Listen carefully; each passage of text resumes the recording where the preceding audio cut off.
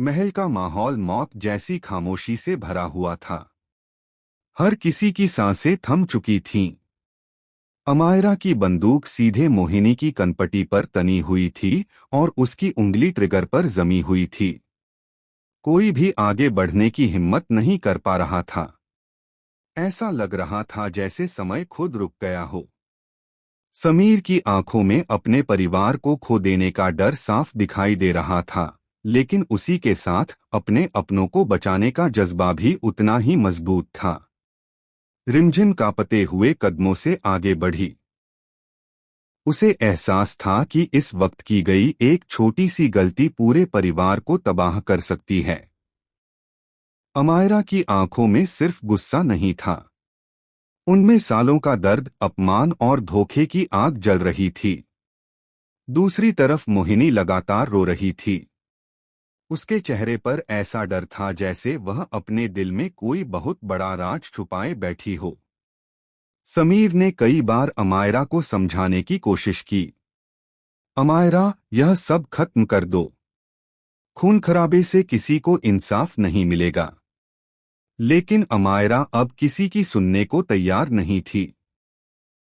उसका विश्वास टूट चुका था और उसे लग रहा था कि अब सच सामने लाने का यही आखिरी रास्ता बचा है। रिमझिम समझ चुकी थी कि यह सिर्फ मोहिनी की जान का सवाल नहीं था, यह पूरे परिवार की किस्मत का फैसला था। एक तरफ बदले की आग थी, दूसरी तरफ रिश्तों को बचाने की आखिरी उम्मीद। तभी मोहिनी ने कांपती हुई आवाज में बोलना शुरू किया।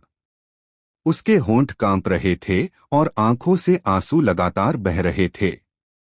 जो सच मैं बताने जा रही हूं, उसे सुनकर शायद आप सब मुझसे नफरत करने लगें। यह सुनते ही पूरे कमरे में सन्नाटा छा गया। समीर और रिमझिम दोनों की नजरें मोहिनी पर टिक गईं। मोहिनी का हर शब्द किसी बम की तरह फूट रहा था। उसके खुलासे सुनकर वहां मौजूद हर इंसान के पैरों तले जमीन खिसक गई। समीर को ऐसा महसूस हुआ जैसे उसकी पूरी दुनिया बिखर रही हो। रिमझिम की आंखों से आंसुओं का सैलाब बह निकला। लेकिन यह कहानी यहीं से शुरू नहीं हुई थी। कुछ समय पहले समीर की जिंदगी में ऐसा तूफान आया था जिसने सब कुछ बदल दिया था। बंजारा पंचायत ने बिना किसी ठोस सबूत के उसे दोषी ठहरा दिया था। पंचायत का फैसला साफ था, या तो समीर सुगना से शादी करे या फिर सुगना अपनी जान दे दे। समीर ने लाख समझाया कि वह निर्दोष है। उसने कहा कि उसने कभी सुगना को गलत नजर से नहीं देखा। लेकिन पंचायत अपनी परंपराओं और पुराने नियमों के आगे कुछ भी सुनने को तैयार नहीं थी। रिमझिम के लिए यह सब किसी बुरे सपने जैसा था। वह जानती थी कि अगर उसने समीर की असली पहचान बता दी कि वह एक रॉयल परिवार से ताल्लुक रखता है, तो हालात और बिगड़ जाएंगे। बंजारा समुदाय के दिलों में रॉयल परिवारों के खिलाफ वर्षों पुरानी नफरत थी। इसी वजह से रिमझिम चुप रही।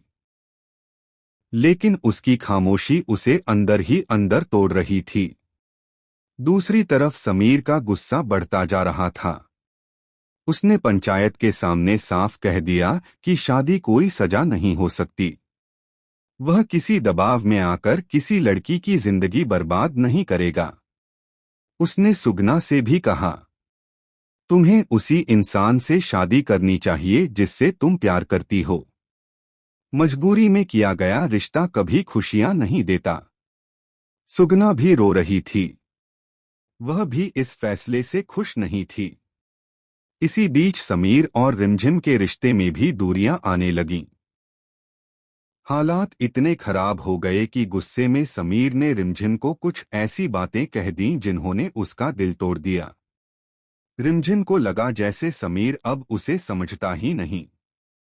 लेकिन जब दोनों अकेले मिले तो समीर ने अपनी गलती मान ली। उसने कहा कि वह गुस्से में था।